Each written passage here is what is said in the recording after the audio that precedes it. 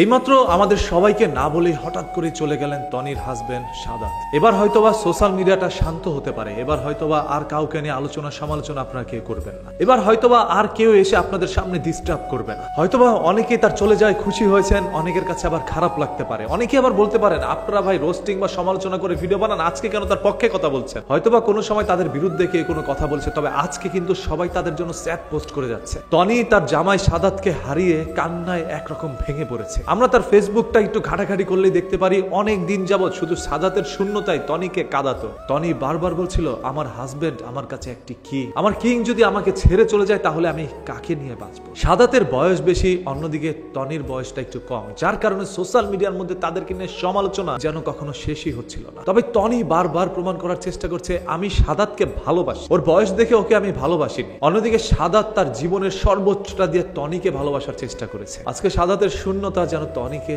বারবার কান্নার জলে ভাসিয়ে দিচ্ছে। আপনারা অনেকেই আজকে বলতে পারেন টনি আসলে এত বৃদ্ধ লোককে কেন বিয়ে করেছে? ওই যে টাকার জন্য বিয়ে করেছে, আজকে হয়তো বা টাকা পয়সা পেয়ে যাবে। টনির তো আর দরকার নেই হাজবেন্ডের, টনির কোনো দিক দিয়ে এখন টাকা পয়সার কমতি নাই। একজন সত্যিকারের ওয়াইফের কাছে তার হাজবেন্ড সবচাইতে বেশি মূল্যবান। ওইরকম একজন হাজবেন্ড পাওয়া যেরকম ভাগ্যের বিষয়, সেরকম ভাবে এরকম একজন ওয়াইফ পাওয়া কিন্তু ভাগ্যের বিষয়। টনি তার ফেসবুক ভেরিফাইড পেজের মধ্যে একটি পোস্ট করে যেখানে লেখা ছিল ব্যাংককের সময় রাত 3:03 তার একমাত্র হাজবেন্ড এই দুনিয়া থেকে চলে যায়। হয়তোবা সাদাতের ছায়া আর টনির পাশে থাকবে না, তবে সাদাতের প্রত্যেকটি স্মৃতি নিয়ে টনি বেঁচে থাকতে চায়। আপনারা জানেন তাদের একটি ফুটফুটে কন্যা সন্তান, সেভাবে একটি ছেলে সন্তানও রয়েছে। আসলে কেউ কারো শূন্যতা ভরে দিতে পারে না। আমরা সবসময় বলে থাকি একটি যুবতী নারী একজন বৃদ্ধ লোককে বিয়ে করেছে টাকার জন্য, আবার একটি বৃদ্ধ লোক একটি কচি মেয়েকে বিয়ে করে ফেলেছে। এইগুলো বলে কিন্তু নানা ধরনের সমালোচনা আমরা করি। বর্তমান সমাজে সোশ্যাল মিডিয়ার মধ্যে তো আমরা তাকাইলেই দেখতে পারি ভাই, যুবক যুবতীরা বিয়ে করেছে অল্প বয়স দুজনের, তারপরে তো তাদের সংসারগুলো টিকতেছে না। তাদের সংসারের মধ্যে নানা ধরনের অশান্তি দেখা যাচ্ছে। প্রেমিক প্রেমিকাকে শেষ করে দিচ্ছে, প্রেমিকা প্রেমিককে শেষ করে দিচ্ছে। আর সেইখানে